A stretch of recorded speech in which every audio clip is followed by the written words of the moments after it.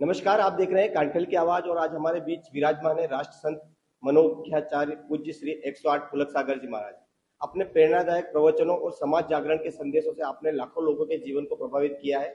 आज बातचीत करेंगे, जानेंगे समाज को किस तरह से दिशा दी जा रही है, किस तरह से जो प्रतापगढ़ में आपने धर्म की गंगा बही है, पूरे राष्ट्र में आप धर्म का जो विचारों को आगे बढ़ाते हैं। तो प्रतापगढ़ में आपका स्वागत है और हमारे चंद सवाल है जो हम आपसे बातचीत करें और इस समाज को दिशा निर्देश आपके किस तरह से मिलते हैं उसको लेकर बातचीत करेंगे। इस तरह से जो आध्यात्मिक यात्रा है उस पर क्या कहना चाहेंगे? देखिए, पूरा विश्व आज बारूद के ढेर पर बैठा हुआ है। समय इतना विषम है, ना जाने किस देश के नेता का दिमाग घूम जाए और बटन दबाए और पृथ्वी का विनाश कर दे। ऐसे में पूरे विश्व को, भारत को नहीं, राजस्थान को नहीं, पूरे विश्व को भगवान महावीर की अहिंसा की बहुत जरूरत है। शस्त्र से शस्त्र नहीं, हथियार से हथियार नहीं, प्रेम से हथियारों को जीता जाए। तो अहिंसा की जय घोष होना चाहिए। अहिंसा की ताकत दुनिया समझे। आज नहीं तो कल, कल नहीं तो परसों, परसों नहीं तो बरसों बाद जब भी अमन चैन की स्थापना होगी, सारी दुनिया को भगवान महावीर की अहिंसा के झंडे के नीचे आना ही पड़े कि अहिंसा की स्थापना हो, अहिंसा का जागरण। आज के युवाओं के लिए क्या संदेश है? आज का युवा ज़्यादा और जल्दी के चक्कर में है। उसका परिणाम ये होता है कि वह निराशा, हताशा और कुंठा में जीता है। आज के युवा के पास गति तो है लेकिन दिशा नहीं है। उनको दिशा देना बहुत ज़रूरी है। आज का युवा दिशाहीन जीवन जी रहा है। वह अपने लिए नहीं जीना चाहता। मीडिया क्या दिखा रहा है उसमें जीता है, पिक्चरें क्या दिखा रही हैं उसमें जीता है, सोशल मीडिया क्या बोल रहा है उसमें जी रहा है। खुद के वजूद की स्थापना नहीं कर पा रहा। तो मैं चाहता हूँ कि वक्त रहते इन युवाओं को अच्छे संस्कार दे देना चाहिए। यदि अच्छे संस्कार नहीं दिए तो इनका भविष्य और हमारा बुढ़ापा बिगड़ जाए। सफलता का मूल मंत्र क्या है? सफलता का मूल मंत्र लगन, प्यास। प्यास जितनी गहरी होगी, सफलता उतनी नजदीक होगी। ना तो कानून से सफलता मिलती है, ना नियमों से सफलता मिलती है, ना किसी संस्कारों से सफलता मिलती भीतर की प्यास। ये मत सोचो कि कोई बोरिंग मशीन पाताल से पानी ऊपर लाती है। आदमी की प्यास पानी को ऊपर लाती है। तो प्यास जितनी गहरी होगी, एवरेस्ट की चोटियां भी लोग चढ़े हैं, पैरों से नहीं चढ़े, अपनी लगन और अपनी प्यास से। तनाव और अवसाद आज के जीवन में बहुत कुछ हो चुका है और उसके कई दुष्परिणाम भी सामने हैं। इसको लेकर क्या आदेश है? तनाव और अवसाद जो है आदमी की सोच में है, विचारों में है। बाकी दुनिया में ऐसी कोई वस्तु नहीं जो हमें तनाव बने। आदमी की सोच तनाव। तो आदमी को सबसे पहले अपनी सोच बदलना हो। क्योंकि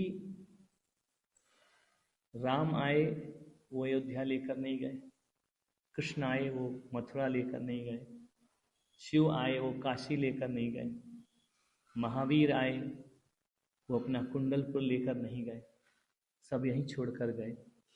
जब ये महापुरुष कुछ लेकर नहीं गए तो हम क्या लेकर जाएंगे? बस इस बात पे थोड़ा सा विचार करने लगे तो आदमी तनाव से मुक्त हो। धर्म और आधुनिकता का जो मेल हो रहा है इसको लेकर क्या? ये मेल करना ही पड़ेगा। वक्त की मांग है कि धर्म यदि आधुनिकता को स्वीकार नहीं करेगा, बहुत पीछे पिछड़ जाएगा। इतना पिछड़ जाएगा कि युवा धर्म से दूर हो जाएगा। तो मैं ये चाहता हूँ कि आधुनिकता तो होना चाहिए, लेकिन आधुनिकता के सीने में अध्यात्म धड़कना। पर्यावरण की बात करते हैं, इन दिनों पेड़ भी लगाए जा रहे हैं। पर्यावरण और जीवन शैली, इनके ऊपर क्या कहना चाहिए? देखो, मनुष्य प्रकृति पुत्र है। प्रकृति से उसका जन्म हुआ है, प्रकृति में उसे जीना है, प्रकृति में उसे विलीन हो जाना है। यदि इस तरह से अनाधुंध जंगल काटे जाएंगे, जहरीला पानी किया जाएगा, हवाएं विषैली होंगी, तो मनुष्य जी कैसे पाएगा? तो मैं चाहता हूँ कि सबसे पहले प्रकृति है, उसके बाद मनुष्य, फिर तीसरे नंबर पे धर्म। तो प्रकृति यदि बचेगी तो मनुष्य बचेगा, मनुष्य बचेगा तो धर्म बचेगा। इसलिए मैं इतनी कहता हूँ कि चिता पे जलने का उसको ये अधिकार है जो अपने जीवन में 10 पेड़ लगाता हो। इस तरह से इन दिनों लोग माता पिता के सम्मान वाली बात आती है, इसलिए क्या कहना चाहेंगे? जीवन शैली बदल गई है लोगों की। सारा ठीकरा हम बच्चों पे नहीं फोड़ सकते हैं। माता पिता भी कभी जिम्मेदारियों से दूर हो रहे हैं। एक आधुनिक माँ अपना करियर बनाने में लगी है, एक पिता अपनी पोजीशन बनाने में लगे हैं। उनके पास बच्चों के लिए वक्त नहीं है, टाइम नहीं है, उनके साथ बैठते नहीं, बोलते नहीं, उनके सुख दुख में शामिल नहीं होते हैं। और बच्चों को क्या बनाना है इससे हमें कोई मतलब नहीं है। बस पढ़ लिख के अच्छे नंबर लाए, इंजीनियर बन जाए, डॉक्टर बन जाए।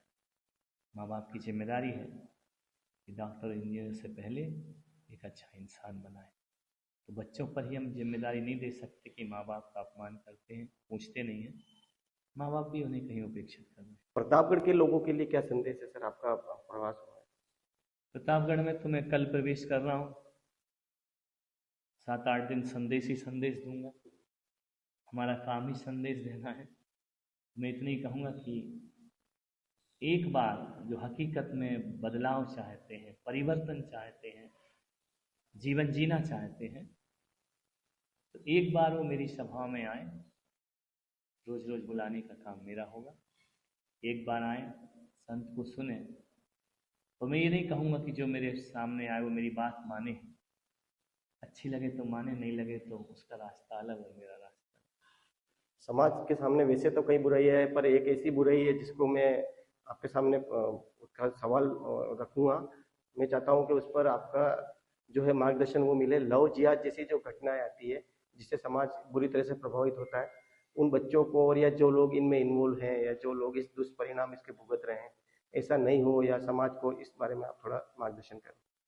देखो, लव जिहाद जो है ये भावनात्मक शोषण है। बच्चियों की कच्ची उम्र में भावनाओं से खेला जाता है और हमारी बच्चियां भी बहकावे में आ जाती हैं।